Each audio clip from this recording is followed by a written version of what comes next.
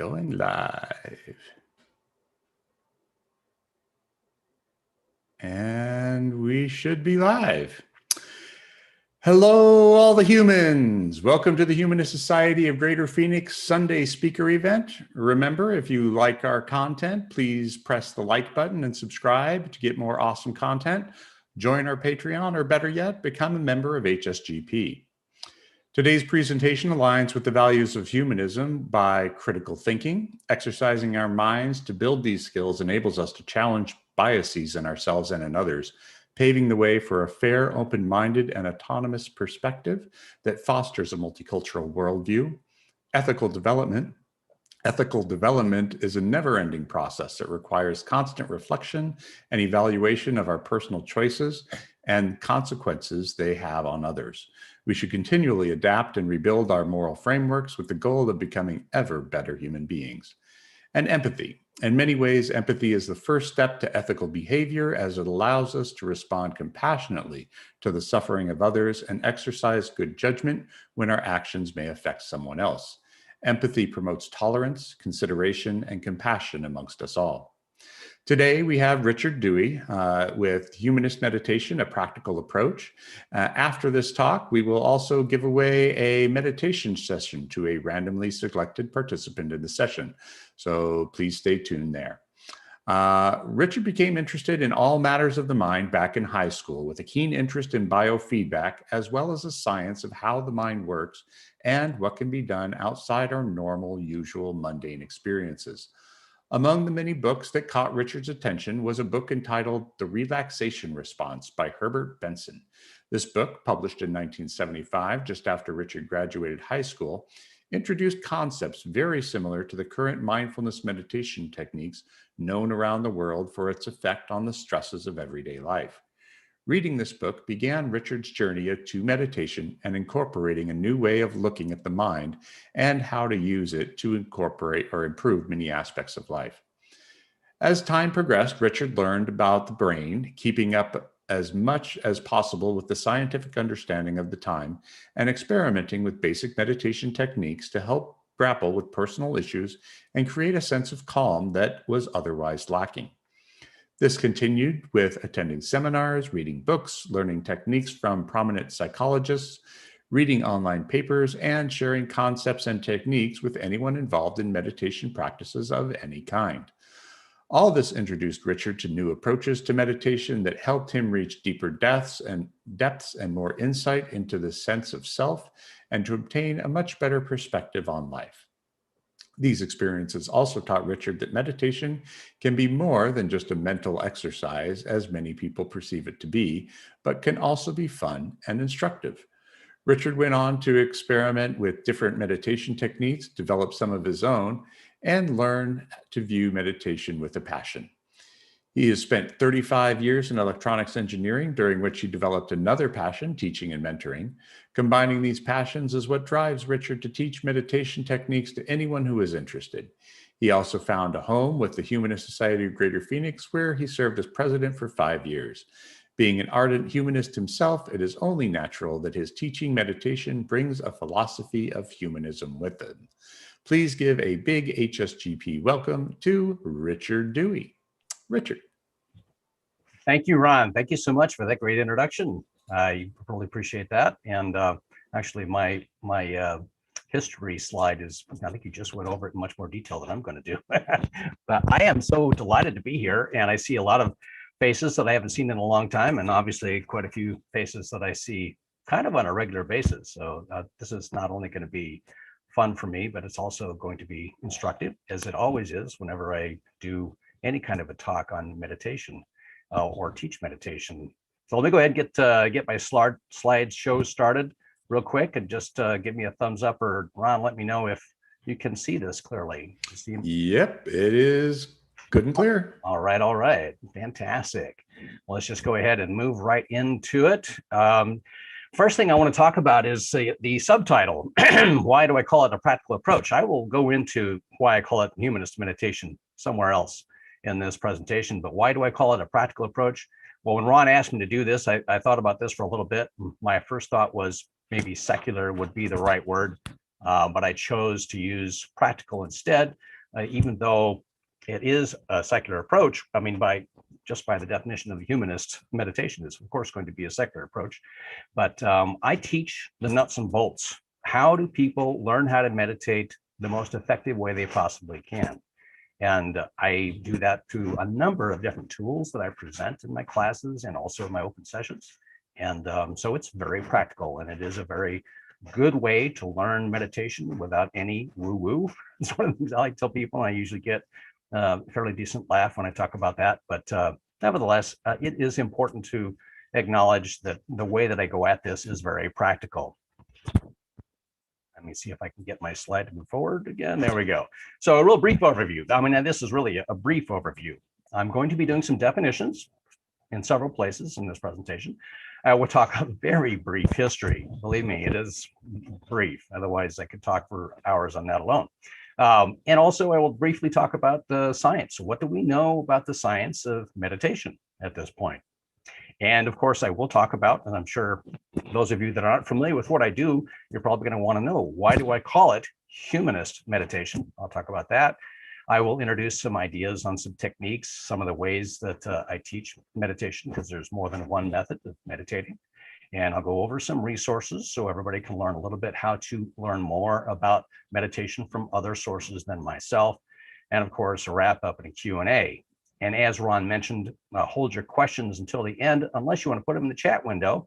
And then Ron will read those out at the end, and we'll get through all your questions pretty easily. Let's start with a definition. So defining meditation. I think this is probably one of the more complicated things to do, because if you look up meditation in the dictionary, there's a lot of different definitions. But I actually kind of like this one more than anything else, even if I feel like this one's not perfect and it's not entirely complete, it's still pretty good.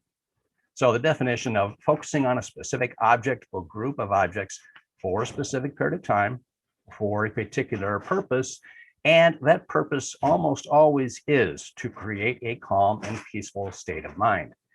It can be used for other things. That's why I put "and other things" there. It can be used for other things. Think about athletes using meditation to improve their performance. Think about public speakers, figuring out how to make their public speaking better. I mean, there's a number of different things you can do with meditation, but it's typically about creating a calm and peaceful state of mind. As you'll understand as we go through this, lots of different ways to do that. So first of all, before we do that, let's go into a brief history of meditation. When I say brief, I really want to emphasize there is so much history about meditation that's out there. Everything I'm about to tell you, you can easily find by doing a search on the internet. It's a real simple thing to find. One of the first things that we learn when we start looking at this is that there were cave paintings well before written history that show people doing something that looks an awful lot like meditation. So we're pretty sure meditation has been around since before written history. I think that's a pretty important and interesting thing to know. It's been around as long as the human mind is capable of it, as far as we can tell. And note that it has cropped up in one form or another in just about every culture in the world in recorded history. So it's not like it's just been just a strictly Eastern or just Western area. It's been pretty much over the entire world. Lots of recorded history about that. But this is one that I think is really interesting because it kind of changes people's perspective on where meditation actually originated from. A lot of people think it's originally a Buddhist tradition, and in fact, the first written record was actually a Hindu tradition in India sometime around 1500 BCE. So that's that first written record that we have, and that was even before Buddhism existed. So I find that to be an interesting point, but not to say that we didn't get a lot from Buddhism, because we certainly did. No question about that. And around the 6th and 5th centuries BCE, we see it cropping up in Taoist China and Buddhist India. And this is where we start to see some real serious concentration on meditation techniques and perfecting those. And then again, and this one's kind of fun, in the 1st and 3rd centuries, both, there was Jewish philosophers. There was one in the 1st century and one in the 3rd century who were using meditation in their Jewish traditional religious practices. And that actually in the 1st and 3rd centuries occurred in the Byzantine Empire, which is now Egypt, in that area of Egypt. So I thought that was rather interesting to find that out. And continuing with that, and again, like I said, believe me, this is a very brief history. This is a lot I'm skipping over here. But around the 7th century, we see something cropping up in Buddhist Korea. And I didn't even bring in a mention of Japan, but there's lots of other things that happened right around this time period. And then Eastern Christian traditions in the 4th to 15th centuries, lots of recorded histories about meditation practices during that time period.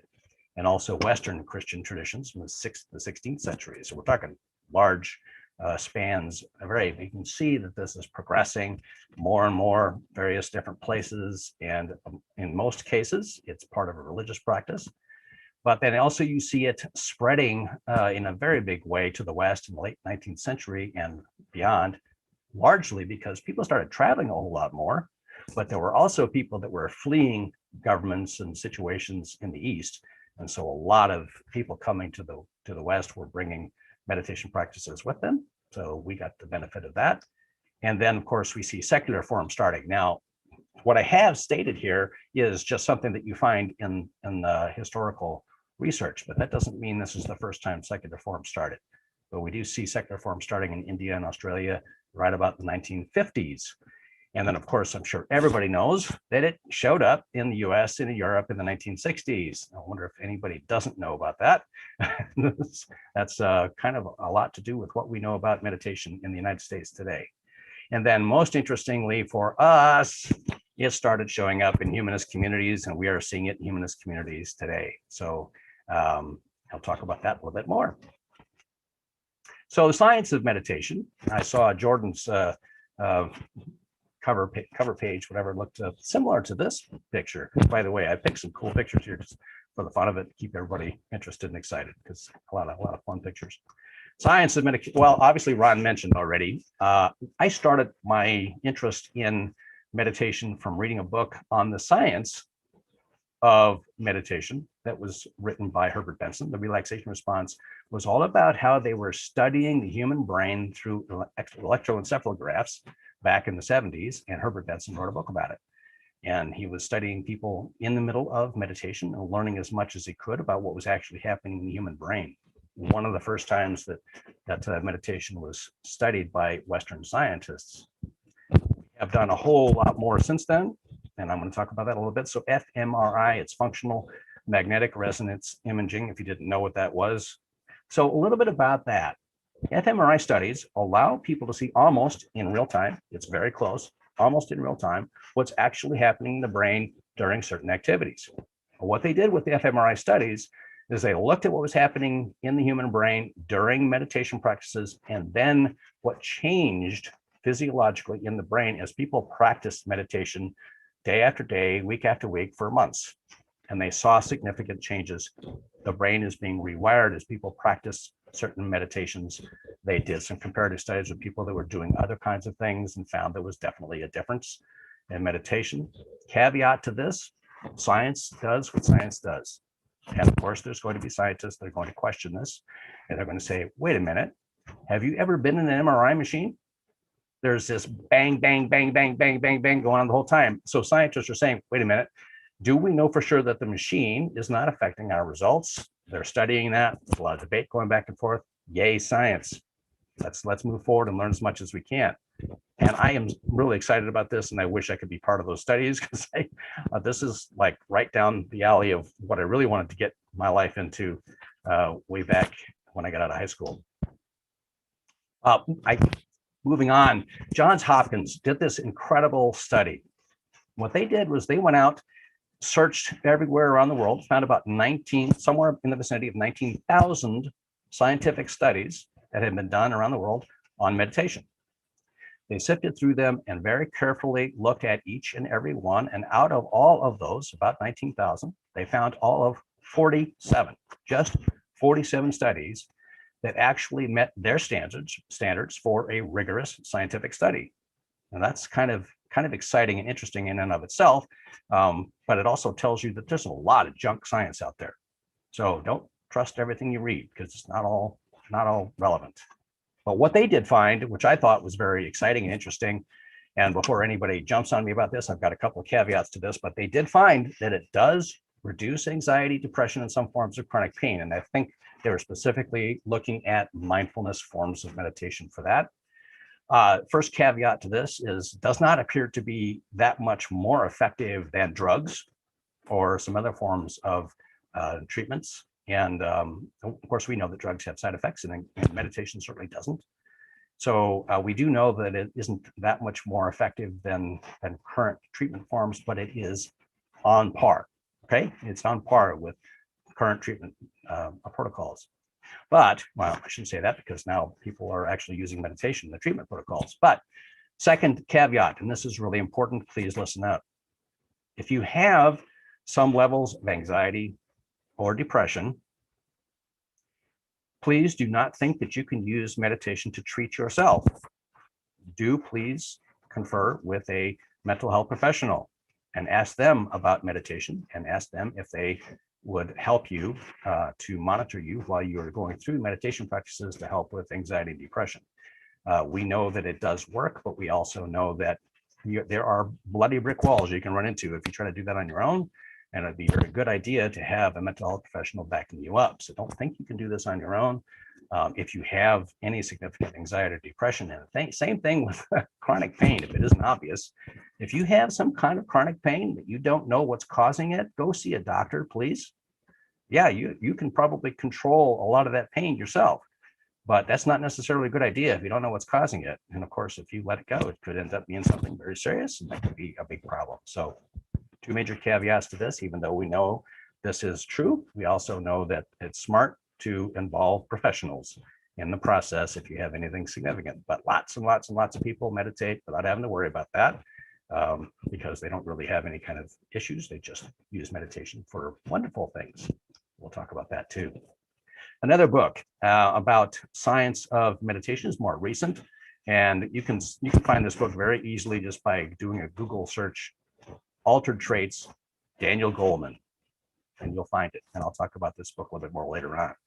But it essentially is talking about, at the time they wrote this, what the current state of science on meditation was at that time. And it's a pretty good book, lots of references. If anybody really wants to get into the science of it, this is a good place to start. I wouldn't go back to the relaxation response. That's old and very out of date. But there's so much out there, lots and lots of scientific papers. But again, like I said before, don't trust everything you read. Make sure that that's lots of peer reviews and validation going with other research groups.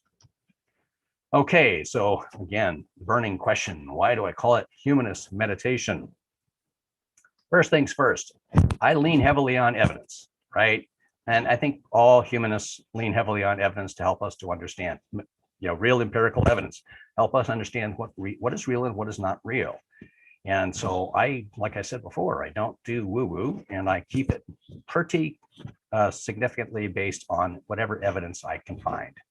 So just remember that, and that's a very important humanist value, keeping things evidence-based, or relying heavily on empirical evidence to help us to understand what we're actually dealing with. I focus heavily on that, and I try to keep myself up to date on the science as much as I possibly can. And where something isn't well known to be backed up by science, I will definitely mention that whenever I can. Another humanist value: live the most fulfilling life you possibly can. I'll tell you what, if everybody in the world knew how to meditate the way that I do, and the way that Ron does, I know Ron is an aficionado of meditation as well, everybody's lives would be much more fulfilled. And that is one of the wonderful things about meditation. There are so many benefits to it. It doesn't necessarily have to be a problem for you to use meditation. And as Mars mentioned, we definitely want to make the world a better place for all of humanity, right? Thank you, Mars, for mentioning that, because that's actually a true statement. And I believe that 100%. So this is important for me to get this across to everybody. My intent is to teach people meditation to the point where they can teach other people and teach other people and teach other people and spread it around as many people as possible. Like I said, if everybody in the world could practice meditation like Ron and I do, this would be so much better of a world. This is a passion for me, And even though I do charge for my classes, I'll work with people on the cost. I don't care. I really want people to learn meditation. That's part of what drives me. I know that people benefit from this. I love that people benefit from this. I want to make the world a better place for all of humanity. So I want to get as many people learning how to meditate as I can. And I hope that some of you that have not joined me up to this point, I hope that this helps convince you to try. All right, so we talked a little bit about humanist meditation groups. In fact, that there are a number of them. So let's talk a little bit about those. There's one at Harvard University. This is one of my favorite ones, Greg Epstein. Some of you might know him. He's a humanist chaplain at Harvard University. He has visited HSGP, gave a talk here back, I believe, in 2016. I'm not sure what year it was. He is an awesome man. He's one of my heroes. I really love Greg Epstein. He has been running meditation groups at Harvard University for a long, long time. I'm not sure how they've handled COVID, but I'm pretty sure they figured a way to do that, just as I have. And a lot of research came out of that. I'll talk more about that later. But that's a humanist group that does meditation on a regular basis. And it's led by Greg Epstein himself, which is pretty cool, actually. The Humanist Community of Central Ohio, got this one by accident because actually had somebody from this group that joined us on a Saturday session one day. I was so delighted to hear that there is an actual meditation group in a humanist community of Central Ohio, and they meet on a regular basis as well. And this person was just checking us out to see, what do we do over in this neck of the woods? I thought that was kind of cool. This one is important. The Secular Meditation of Greater Boston, hear me say that? I did say that. Rick Heller runs that one. He is also one of my heroes. In fact, I'd say he and Greg Epstein are up at the same level because of reasons which I'll explain later. But Rick and Greg know each other very well. I'm pretty sure that these two groups work together and collaborate quite a bit. And those two collaborated to write a book, which I will talk about more later. But yeah, so there's another one right there. And then last but not least, even the American Humanist Association gets into the meditation thing. They had a course like a year or so ago, and it was all about meditation, taught by Dorian Wallace. And from what I understand, it's pretty good. And so I don't know when they're going to have another class, but keep an eye out for the education department of the AHA and ask them, hey, when are you going to do a meditation course again? I think it's kind of neat that even the AHA is into that. I am very certain that there are other humanist groups that I don't know about that I could have added to this list, but in the interest of time, I just want to make sure that you're aware that we are not the only humanist group that has meditation sessions. So just be aware of that. Some standard forms. This is really a short list, all right? And this is really not complete at all, but I just want to give you a little bit of a taste, a little bit of an idea of some of the methods that I teach. And there's lots of different ways to do each one of these. This first one is probably one of the most common meditation forms there is, mindfulness of breath. And I go at this several different ways. And it is just basically paying attention to your breath to the exclusion of everything else. So you're staying in the present moment. Ron would reiterate that repeatedly. Stay in the present moment. That's kind of what mindfulness is really all about. And mindfulness of breath is one of the easy ways to do that. Progressive relaxation is where we look at all the non-essential muscle groups in our body, one group at a time, and relax them until you are about as relaxed as you can get. Believe it or not, my short form is the one that I typically do, is a little over 20 minutes. The long form can be up as much as an hour. And I don't do that one, but I certainly could. Anyway, that's a little bit of a description of that. Here's where I talk a little bit about science. So positive affirmation mantra. Now we know by scientific method that mantra meditations are very beneficial, very relaxing. They do a great deal for you. What I do with positive affirmation words is help people to create their own unique mantra. They use positive affirmation words that are meaningful to them and create a mantra out of that, 1 to 4 words, and use that and just repeat those repeatedly in their mind and focus on those words without thinking about the meaning at all, just repeating the words over and over in your mind.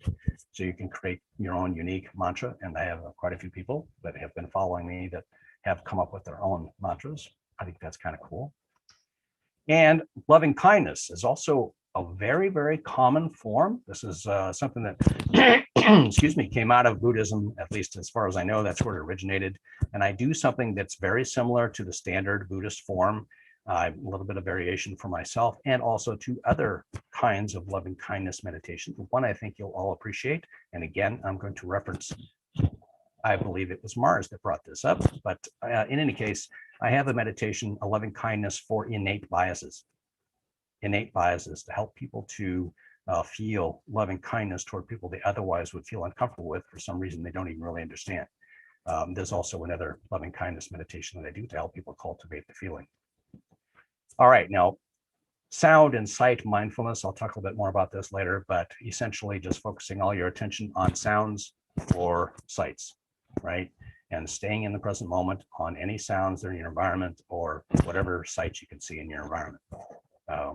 This is probably one of the more common ones and much, much more fun than anybody would think until they try it. I'm sure a lot of people are thinking, okay, why do I need anybody to help me daydream? Actually, this is the most fun. We have a lot of fun with this, where it's not just daydreaming, but we're actually actively directing the daydreaming and doing something with it. And these are a lot of fun. I really enjoy these. So again, this was really a short list. I have a lot of different forms and I use a lot of different tools depending on what it is I'm trying to accomplish. And this gives you just kind of a brief overview. If you want to know more, come to my sessions. So let's talk about another group of definitions, or a couple definitions: equanimity and loving kindness. Equanimity, as you can see, is in my tagline, equanimity for humanity. Let me define that. And this is my definition of it, although I think this is almost the same definition that Ron uses, probably pretty close. I'll explain that more later too. But so equanimity, staying calm and composed even in difficult circumstances, is just the first part of it. It's also about acknowledging all sensory experiences without judgment. Acknowledging all sensory experiences without judgment. So, for instance, as an example, not railing against or feeling aversion to those inevitable negativities in our lives. You know, taking positive mitigating action when you can, but not railing against or feelings of aversion for those inevitable negativities. Everything is temporary, right? And everybody has negativities that occur on a regular basis. So staying calm and composed and accepting, or not accepting, but acknowledging all the negative things that happen in our lives is so important. It also means not craving or clinging to those positive things in our lives that inevitably fade. In case I didn't make it clear, everything is temporary, including the positive things in our lives. And if we cling to those things or crave those things that are positives in our lives, we're increasing our suffering as those things fade away. I'm sure all of you can think of something that fits that description. So that's the basic definition of equanimity. We practice that. I'll mention that more later. Loving kindness. So what I mean when I say loving kindness in this case, and in the application of it in every meditation, is that powerful feeling of affection one feels when hugging a loved one. And I want to apologize to those people that are here that have heard me describe this incorrectly before. It is a powerful feeling of affection one feels when hugging a loved one. If you can just imagine what that feels like, that rush is not endorphins, it's oxytocin. And I think I've called it endorphins a few times. My apologies for that. It's actually oxytocin. But nevertheless, when you learn how to cultivate that feeling in a moment's notice, that's part of what I teach to do in every single meditation. And if you want to know how that is incorporated, I will be glad to teach you that in any of my sessions. It is infused into every meditation, both of these, equanimity and loving kindness. Again, it's humanist meditation. So infusing equanimity and loving kindness in every meditation absolutely is a humanist thing to do. And in all fairness, it's also a Buddhist thing to do. But nevertheless, I like really reminding people of this. Now, this is almost a silly slide, and I'm apologizing ahead of time for this. So many people have categorized meditation so many different ways, and I find some of it kind of silly and so complex, it really doesn't make a whole heck of a lot of sense. And I'm not particularly happy with what I came up with here either, but this is one that I thought, well, it's probably the simplest one to explain, so let's just go ahead and do that. 3 different categories, not necessarily complete, not necessarily accurate, but close. Controlled focus category essentially is when you are focused on a particular thing to the exclusion of everything else with whatever sense that you're employing. Open monitoring, on the other hand, is opening up your senses to everything. And you can do that a couple of different ways, or more than a couple of different ways, but opening up your senses to everything that's in your environment in the present moment, that's still open monitoring. So it's a little bit different from controlled focus. Last but not least, the most fun to describe, transcendental. I define it differently than a lot of other people do. Defocus is definitely part of what I want to do to describe that, but it means to me transcending the act of meditation. So in other words, as you're meditating, you're letting whatever it is you're focused on drift further and further and further to the back of your mind until you end up with an empty mind. I know that's not something that Ron is terribly comfortable with, but I actually do this. Two different kinds of meditations that we work on to do this, and I think it's kind of cool. When you get there, it's cool. Here's the funny part. When you look this up, they say that this is effortless. So to clarify, it's effortless once you get there. Getting there is not necessarily effortless. It takes practice to get there. And I want to really tell everybody, if you're going to try to do this, be kind to yourself. Be kind to yourself. It is not an easy thing to do. It takes time to get there. If you want to try to do that, go ahead. One of my best slides. I love this slide. All right. So what kind of postures are good for meditation? Good question. Sitting is obviously a really, really good form of posture when you're going to be meditating. But what you saw earlier when I defined meditation, that somebody's sitting lotus on the ground, probably a lot of you thought at that point, yeah, this is not for me. I can't sit like that. There's just no way I could do that. Well, that's fine, because you don't have to. This actually strikes me as probably the best seated form I've ever seen. I mean, this is a really good picture of somebody doing it exactly right. Notice that her back is straight and she's in a position where her back can be very, very comfortable. She's sitting up straight with her spine well stacked, her head very well balanced on top of her shoulders, with her neck as relaxed as it can possibly be. Her arms and hands are in a restful position. I generally don't advise people to use armrests, but if you could do that comfortably without scrunching your shoulders, that's perfectly fine. And you can't see her feet, but it is always a good idea to have your feet flat on the floor. This is perfectly fine. You don't have to sit with your legs crossed on the floor, but if you can, cool beans, go ahead and do it. But you don't have to. This is perfect. Notice this form. Notice this posture that she's sitting in right now, and remember that because you're going to need it in a minute. Okay, you can also do meditation standing, and some people do. Now, first of all, you need to be fit enough to do that for any length of time. And if you know that you have some balance problems where if you're closing your eyes, you might not keep your balance. If you're standing up, you might just get back right up against a wall and have your back against the wall, just gently leaning against it. And you can do a meditation standing up. There's nothing that says you can't. You can easily do that, actually. Lying down is perfectly fine. Some people have problems with their back. There's one person on here I know for sure has a problem with her back. And we're going to work on this because you certainly can do meditation lying down. You got to be careful not to fall asleep, but you can certainly do that. Walking meditations, probably one of the most fun. When we get back into my studio, I have a beautiful courtyard right outside the door, and we do walking meditations out there, and it is phenomenally wonderful. Caveat to that is you do have to pay very close attention to where you're going and where you're stepping while you're doing a walking meditation. So be very mindful of your environment while you're doing this, but that's kind of the idea. Doing a walking meditation, you're very mindful of everything around your environment. All right, meditation's a movement. Just had to mention this because obviously everybody knows yoga is a meditation of movement, and so is Tai Chi. And there are other movement meditations as well. So it's kind of important thing to remember. And in fact, I know one person, I don't think she's on this call, but I know one person that hasn't been able to figure out how to meditate any other way but walking meditation. So, and that's a meditation and movement as well. So just wanted to clarify that. And last but not least, I want to make sure that I reiterate, you don't have to sit like this. I love this picture. I had to throw it in here somehow. I figured out where the heck am I going to put this picture? And then I figured, okay, that's a good place. You don't have to do it that way.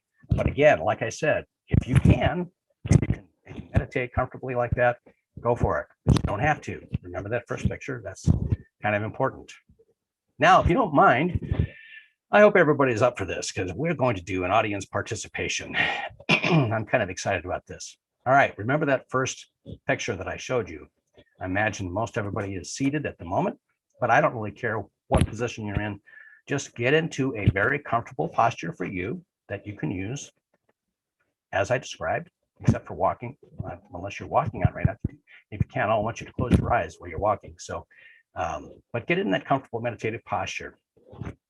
What we're going to be doing is we're going to do a mindfulness of sight meditation, and we're just going to do this for 2 minutes, no more, just 2 minutes. So don't, you can breathe a sigh of relief now. It's not going to be a big long thing. It's only going to be 2 minutes, but I think you'll find this interesting.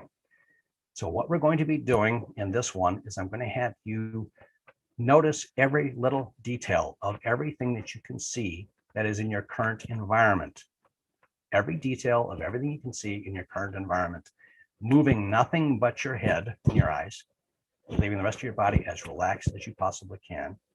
And within those 2 minutes, see how many things you can notice that's in your current environment. Now, if you have a problem with your eyesight, every time I mention anything about using your eyes, just keep your eyes closed and just listen.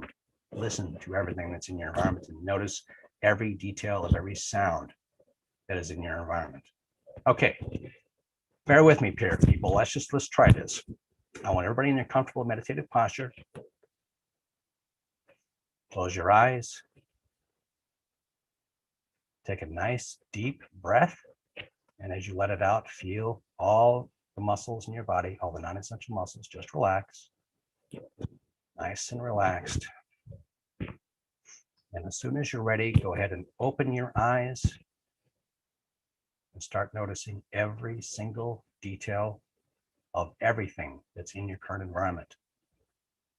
Complete equanimity, no judgment. Just notice all the details.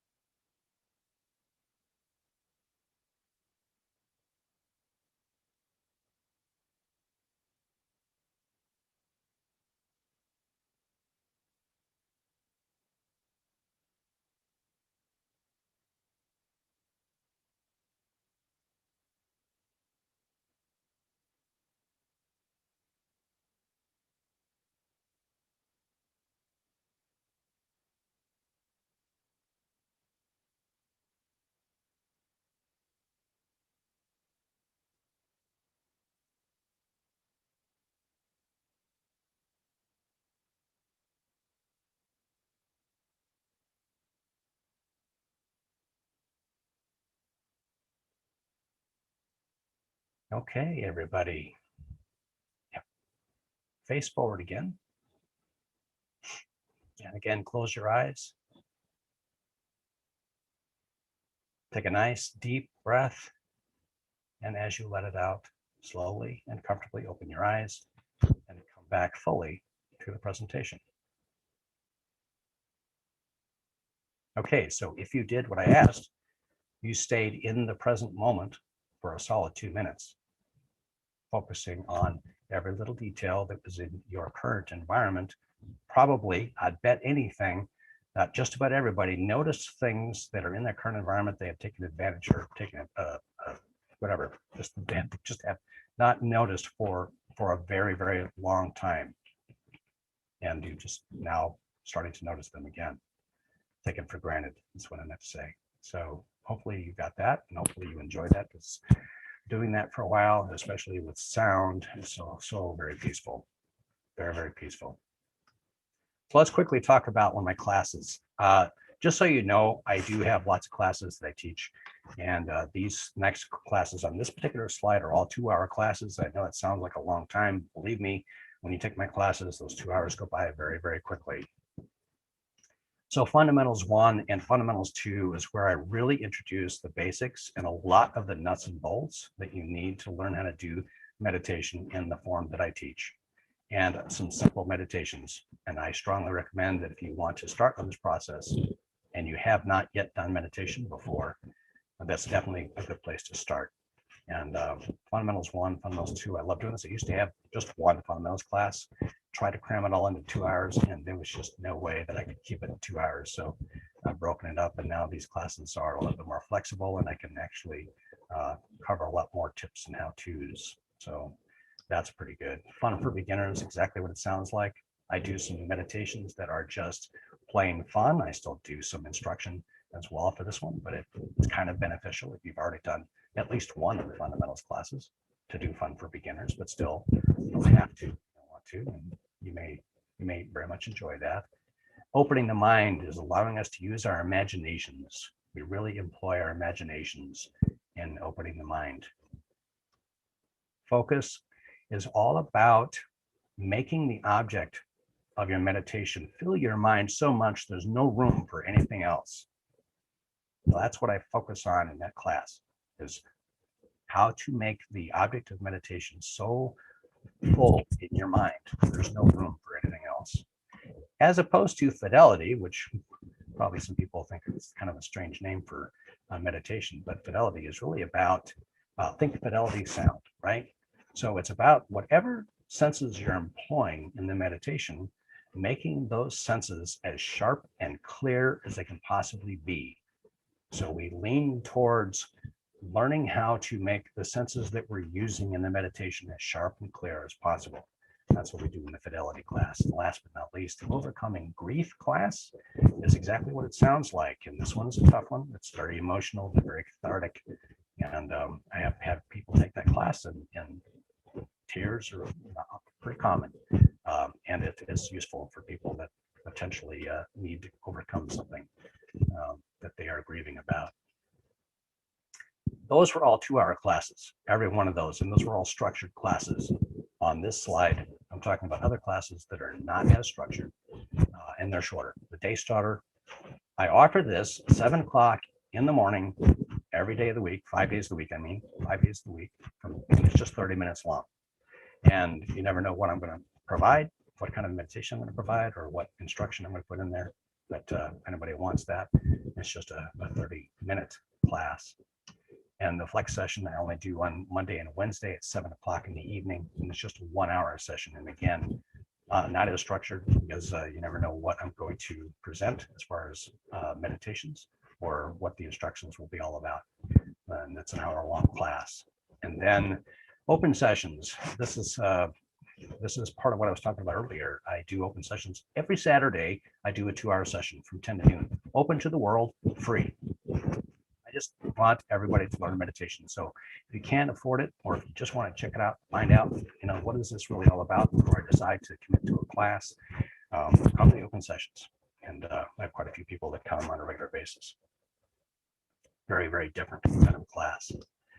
Let me go over just basically how a class is run. I start off with a basic introduction, just try to make sure people feel comfortable and make sure that they can kind of set aside whatever junk they've been dealing with for the day. I also go through an overview, like I did at the beginning of this presentation, a little bit about what I'm going to be covering, and then I do a fair amount of instruction. So it's not just me doing guided meditations. I actually teach people the nuts and bolts. It's important for people to understand how to be an effective meditation practitioner. So I do some good instruction there. And the meditations typically, not always, Typically, they're 20-minute meditations and 1 to 4, depending on the length of the class. My 2-hour classes, typically, I do 4 20-minute meditations, but it's flexible. And different number of meditations for 1-hour class. It might be 2. 30-minute, usually I just have 1 meditation. So you have a fair idea how I do that. And in every single class and or session, I always have interactive discussion. You don't have to interact if you don't want to, but I have found that when people talk about their experiences, either what they've experienced in their meditation practices up to that day, or what they experienced during the session, interactive discussion really helps not only to understand it better, but also to hear other people's experiences. Really helps people to get a grasp of what it is that we're doing. And like I said, open sessions are very different. There's a lot less instruction in my open sessions, but there's still interactive discussion for those people that want to open up and talk. So it's kind of neat the way the open sessions work. Now for tips and how-tos. Sorry about the curtains. I just love that, but obviously don't want to do that very often because it's time consuming. But tips and how-tos. This is kind of the nuts and bolts stuff that I like to talk about in my sessions. And the first one, time goals. I'm going to spend a little bit of time on this because this is so important to understand.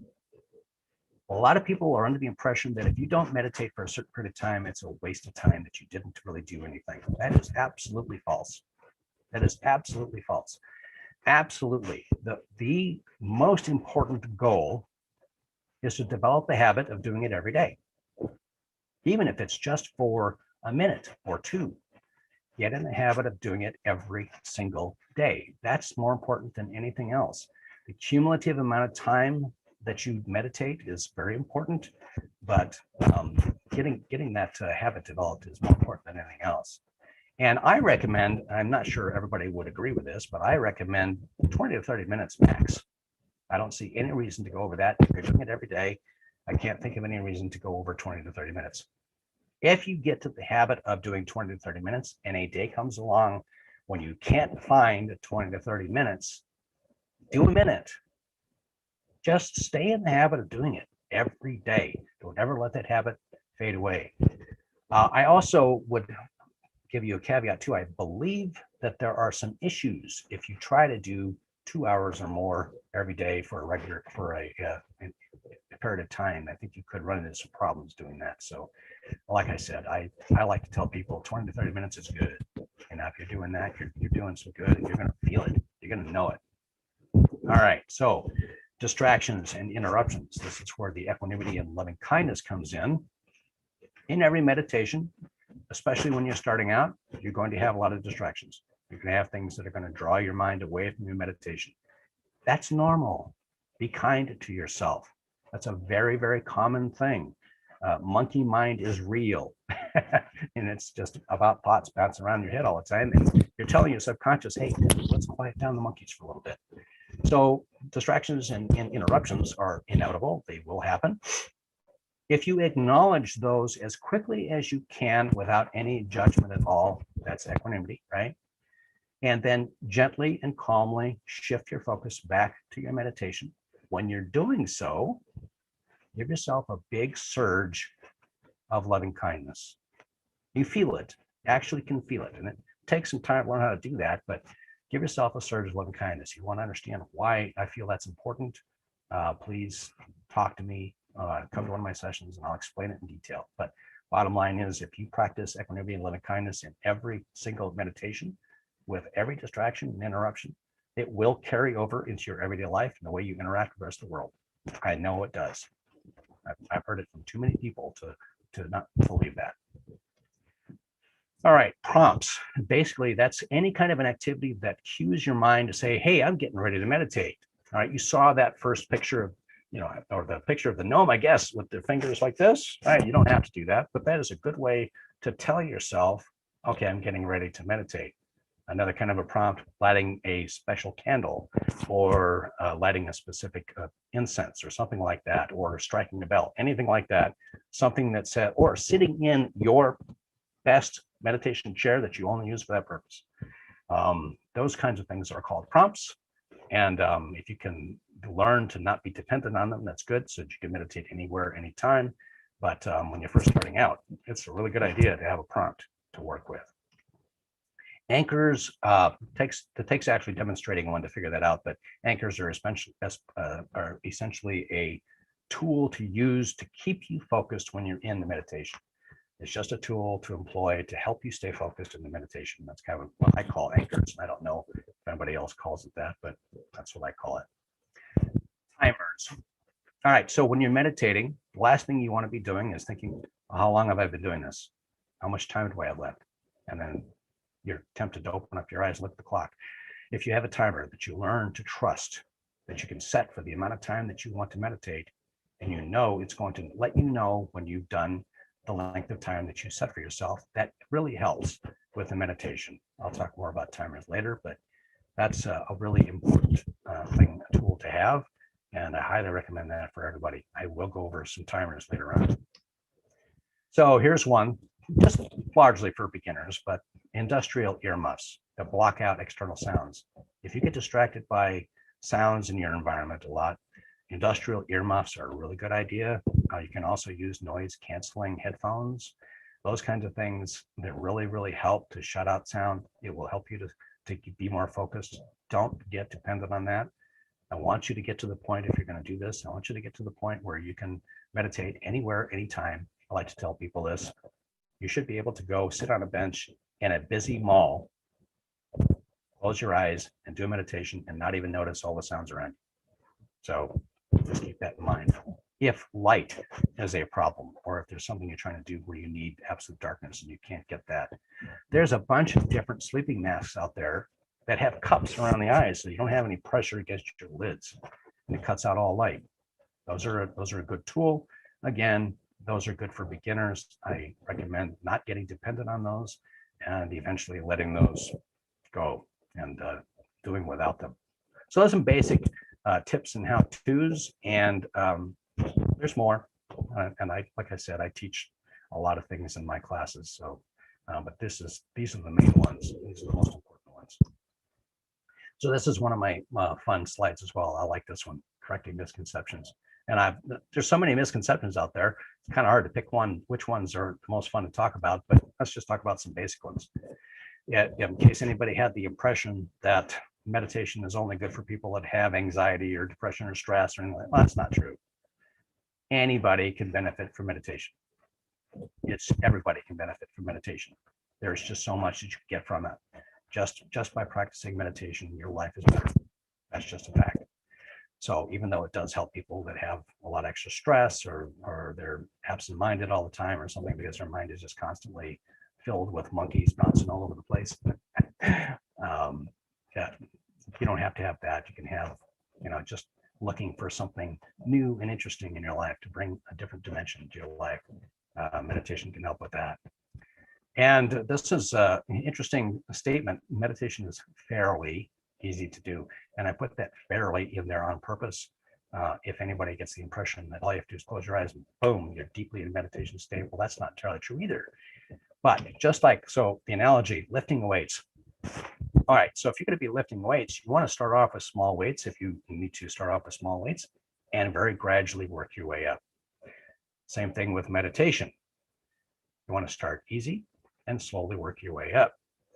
But it is easy for anybody to do if you just be kind to yourself and give yourself some time to learn how to do it. But just like lifting weights, some people I think that are on this call, they can start with heavy weights. And some people can start meditation like this, boom, just go right into it. Be kind to yourself if that's not you. Most people can't just jump right into it and do well. So meditation is fairly easy to do. So in case anybody thought it was really, really hard, that is not true. All right, meditation is not spiritual or religious. It is not spiritual or religious. Certainly, people have used it for religious practices throughout history. I mean, that's a well-known fact. But meditation by itself, the nuts and bolts of meditation, has nothing to do with anything spiritual or religious. Okay, it's really important to really recognize that. I've actually had to have conversations with religious people trying to explain to them this does not conflict with your beliefs at all. Try it, you'll like it. And last but not least, so this one is especially for Paul. I know that Paul really wants to do this. Sorry, but you break your bubble, but you're not going to be able to do this. There's nothing supernatural about meditation either. You will not be doing any levitation or anything like that. Just so you know, I'm sure most of you probably already knew this. You're all humanists, so you already understand nothing supernatural about it, but I had to throw that in there just for the fun of it. Anyway, changing over my notes in case I need them. I'm not sure that I will, but my history. Excuse me, I've got allergies. Whew. So this picture, I love this picture. This is so cool. And it's almost a good representation of me and my life. I'll explain that. You'll understand in a minute. But I just looked at that picture. I thought, dude, man, that looks like me. That's really cool. So my history, as I already mentioned, and Ron mentioned, I started with the book Relaxation Response in the 1970s. And to be honest with you, that really stirred up my juices. I just thought, oh, meditation, I need to go down this path. And so that started the process that was pretty much, since then, been a lifelong journey. And but it got interrupted to some degree with 36 years of electronics engineering, which is anything but relaxing. And during those 36 years, I spent a lot of time meditating and going to multiple seminars, reading books and science articles, and just having some fun exploring. I'm not going to try to tell you that I spent the entire time meditating every day, because I did not, but I was constantly in and out of exploration on meditation, and I loved every minute of everything I ever did. And I actually did develop my own meditations on the way, and some of those I still teach today, some of those methods that I've discovered. And I'm fairly certain other people have something similar or the same, but I didn't learn some of these. I developed some of those myself. And I retired from electronics in 2016. And what the heck am I going to do with the rest of my life? And we're talking electronics engineering, right? 36 years electronics engineering. So how do I go from being an electronics engineer? Think about the mindset, right? And how do I go from that to being a meditation instructor? Well, let me tell you how I did that.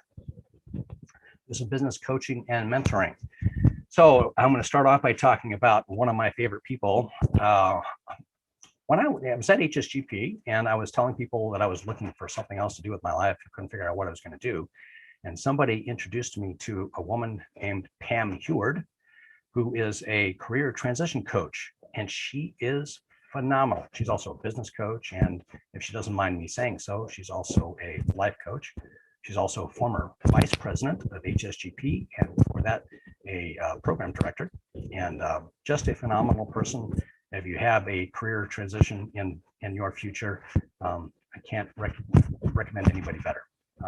Obviously, that's just, and I couldn't possibly be where I'm at today if it wasn't for her. She did a tremendous job at getting me out of the engineering mindset and into the teaching meditation mindset, which I am so appreciative of. Can't begin to tell you how much I am grateful for that. And I mentioned mentoring because I got mentored by a lot of people along the way, but specifically the person I want to mention the most and thank also, as well as Pam, is Ron Russell, because Ron was also a mentor.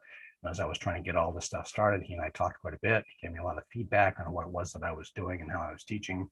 And in case anybody does not know this already, Ron is himself an expert teacher of meditation practices, and he's a good mentor as well. His approach and my approach differ by quite a few different things, but Ron is awesome at what he does. So if you don't like my approach, talk to Ron. But anyway, as mentoring goes, he was really good. So immense gratitude for both Pam Heward and Ron Russell for getting me where I am today. And I mean that sincerely. It's very important.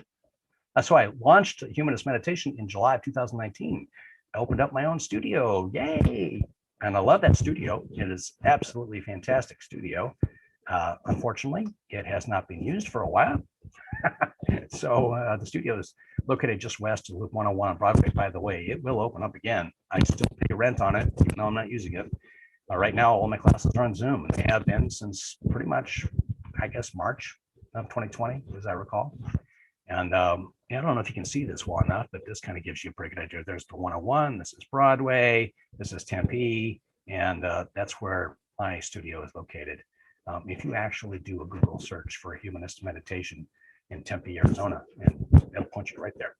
So in any case, and there's by the way, there's the address in case anybody cares, but you can look it up. It's easy enough. Let's go over some resources. I'm excited about this. These are ways for you to learn a little bit more about humanist meditation. By the way, I want to point out that all these pictures that I'm using, all of them, every one of them just draws me in. I feel like, yeah, that really tells me a lot about what it is that I do. But for resources, things that can help you learn a bit more, starting off with the best book ever on meditation. I don't think you can find anything better than this. It was written by the guy I was talking about earlier, Rick Heller, and with help from Greg Epstein. Secular Meditation, Rick Heller. Do a Google search for that, and you'll find this book. It is a amazing resource on many different ways to do meditation from a secular perspective. And it is the best book I've ever read on meditation, and it is absolutely excellent. And that's one of the reasons Rick Heller is one of my heroes, along with Greg Epstein, because I know they worked on this together. They collaborated on it. Secular Meditation by Rick Heller. But the rest of the title, for those that are interested, although you can find it easily just by doing that search, but the rest of the title is 32 Practices for Cultivating Inner Peace, Compassion, and Joy, a guide from the humanist community at Harvard. That's the rest of the title. It's definitely not a short title like that, but that's an easy way to find it. Another book, this is kind of a fun story. Now, not so fun for Dan, but Meditation for Fidgety Skeptics, Dan Harris. If you look for that, you can find another good book about meditation. And Dan Harris was the, I believe, newscaster that had a nervous breakdown on air, live on air. And he was a skeptic all the way. As far as he was concerned, meditation was bunk. He doesn't think so anymore. Now he does a lot of meditation, and he has books out there. And Dan Harris has become quite a leader in the field of meditation. The rest of the title for that one is A 10% Happier How-To Book. He does have other 10% Happier books, in case anybody hasn't heard of that. It's Dan Harris. Great resource.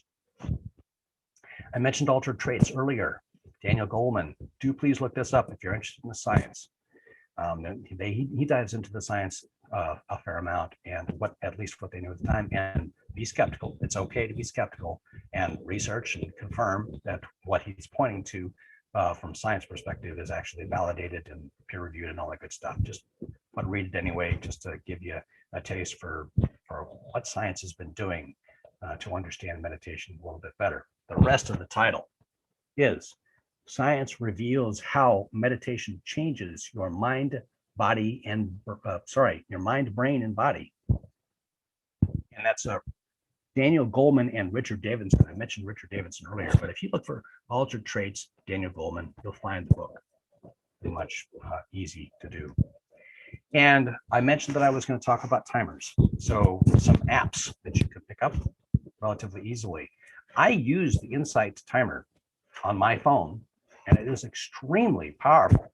Even the free version, and there's a free version and a paid version, but the free version has so much on it that is just absolutely wonderful. It's a great timer to use. Definitely recommend it. And also, a lot of people love Headspace. It has a lot of really good stuff in it. And I've also heard a lot of good words about Calm. I have never experienced anything on Calm, but I know several people that have used it and like it. And like I said, having a timer is extremely valuable. And some of these offer a lot of guided meditations as well, including Insight Timer. You can get access to guided meditations. So these are great resources. You don't necessarily have to have memorized or written down any of this information.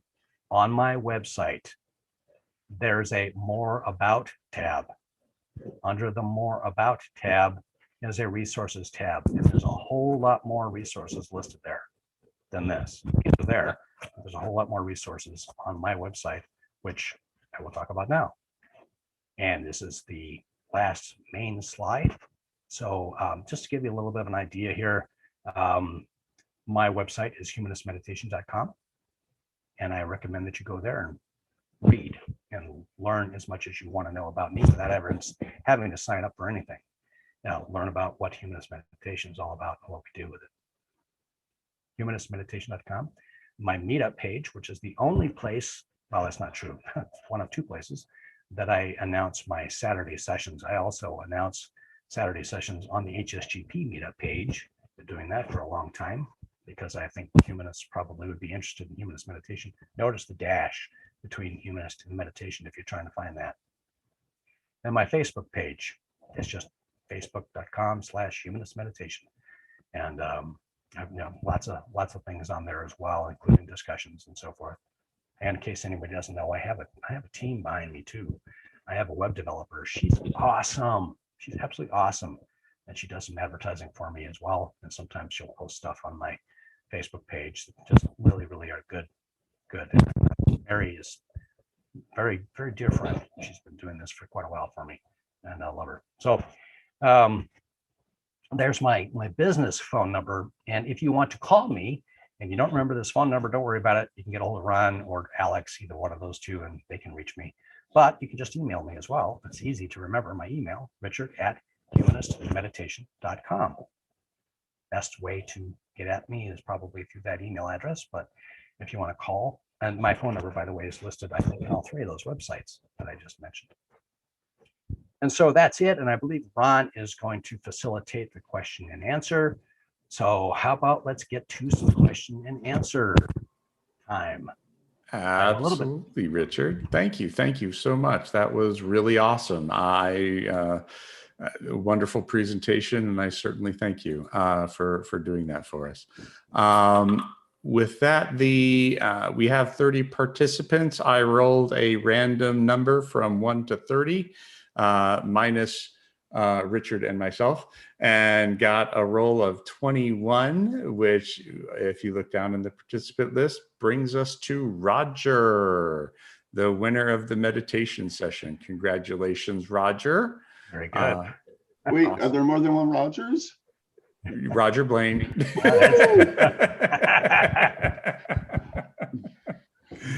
Congratulations, sir. Congratulations. And then with that, I'll go ahead and ask Roger's question. Is there a research showing is there research showing optimal meditation duration? And if so, might that vary by meditation type? We're talking about optimum. Optimum, is that the word you're looking at? So yep. Optimum time to meditate. I believe that people have figured out that 20 minutes is a good number, but I can't say that I know exactly for sure what we consider optimum.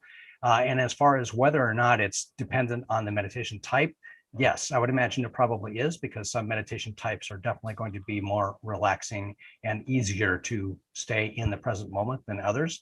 And here's probably one of the most important points, which I think everybody's going to help really help everybody understand a little bit more about this. The reason why I offer so many different forms of meditation is because some people gravitate better toward one than another. And everybody's a little bit different, or people can be quite different.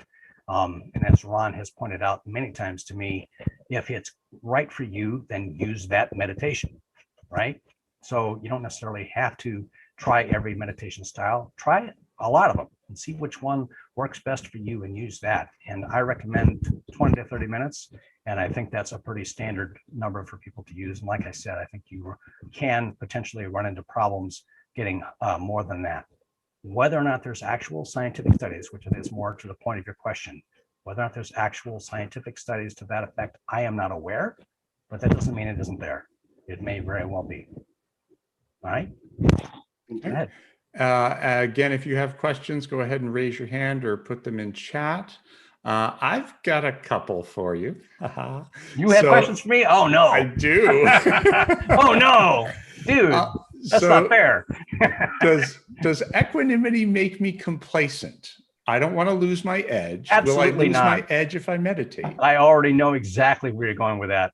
No, it does not make you complacent. In fact, one of the things that you taught me about equanimity is, while it can, certainly should, make you equanimous to suffering, to the pain that you're feeling, It doesn't necessarily make you equanimous, so maybe that's not the right way to say that, but it does not tell you to not take positive mitigating action to avoid whatever it was that causes the suffering in the first place, or the pain.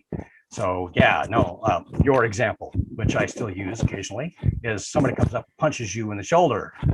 So you may very well feel equanimity towards the pain so that you don't suffer more, but that doesn't mean you're going to let them punch you again.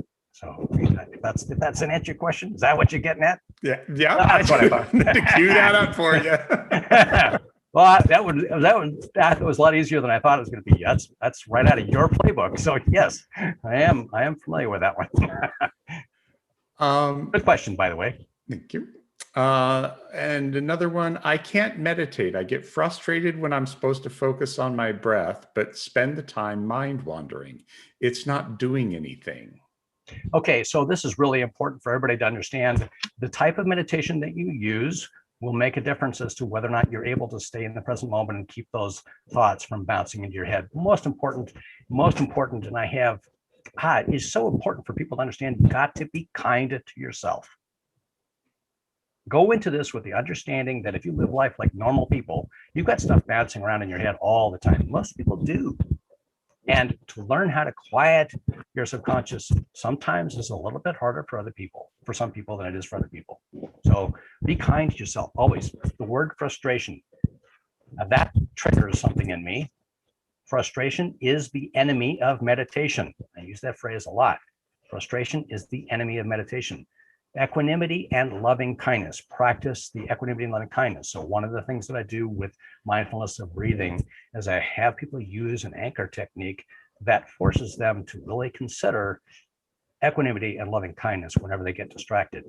And you keep working on that, and you will eventually get to the point where you've calmed those monkeys. Like eventually you get them drugged or whatever, and they just fall asleep, and you can actually sit and meditate for a while. But it also depends on what form you decide to use. Just don't assume that there's one form that's right for you. There may be another form that you can do much easier.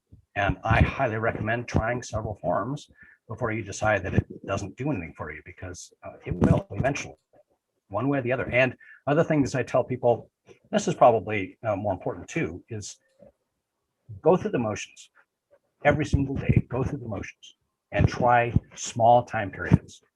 Try to focus on, like say, for instance, try to focus on your breath for 5 breaths, at least once a day. And just try to focus all of your attention on your breath and gradually build your way up. Like those small weights I was talking about. Start small and build your way up. If you're trying to sit there for 20 minutes and you've never been successful and thoughts keep bouncing around in your head, you might start to feel like, okay, this is just wasting my time.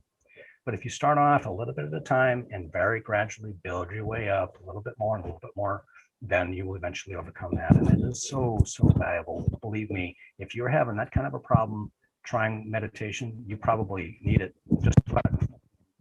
So I highly recommend you keep trying and be kind to yourself. It's so important to recognize most people have monkey mind. Most people do. I've been doing this my entire adult life, and I still have thoughts interrupt. It happens. And acknowledging that as quickly as you can with equanimity and very gently and calmly shifting your focus back to the object of meditation with loving kindness. Give yourself a huge amount of loving kindness. Be kind to yourself and keep trying, and you will succeed eventually. Thank you, Richard. Sure. That's it for Q&A. Any final words before we part? That's it for the Q&A. Nobody has. I must have done a really good job then, huh? It's like nobody has any questions. Wow. Okay. Can you Vince, do you want to ask that question?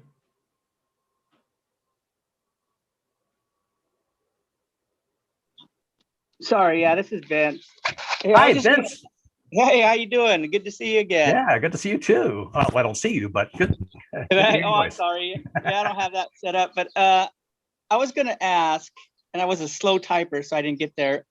Is there any other type of rhythmic action that you can focus on besides your breathing, like say, like a metronome or something else, like a wave machine, or does it have to be your breath that you're trying to meditate? Absolutely not. Oh, no, no. In fact, one of the meditations I like to do is just focusing on the sound of a clock ticking. Yeah, really. Also, listening to nature sounds, and especially those that have a very repetitive, like crickets or something like that. Yeah, believe it or not, you can meditate on crickets. That repetitive sound of a particular cricket in a field of crickets, and it's good to focus on something like that. And just about anything that's repetitive. Believe it or not, I'm almost being facetious here, but I'm not really. You can actually focus all of your meditative attention on the sound of a barking dog. If the dog won't stop, then use that as your meditation. And I'm serious. Really do that. So yeah, any repetitive thing. If you're asking about what I think you're asking about, I don't recommend that you focus on your beating heart. You can do that for short periods of time, but I really don't want people to get in the habit of doing that, because I don't want you to think that you can control your heartbeat. That's not a good thing. So that's a caveat. But just about anything else, if it's repetitive, yeah, focus on it. Yeah, absolutely. Does that help, Vince? Yeah, thank you so much. Yeah, and I'm looking forward to going to your class again once you open up. Sounds good. Love to see you there. Okay. Yeah, thank you. Sure. All righty. And with that, we will go ahead and close it. Feel free to hang out afterwards. As always, if you enjoyed our content, hit the subscribe button, contribute to our Patreon, become a member of HSGP, or volunteer to make the magic happen. Be well, stay safe, and goodbye, HSGP.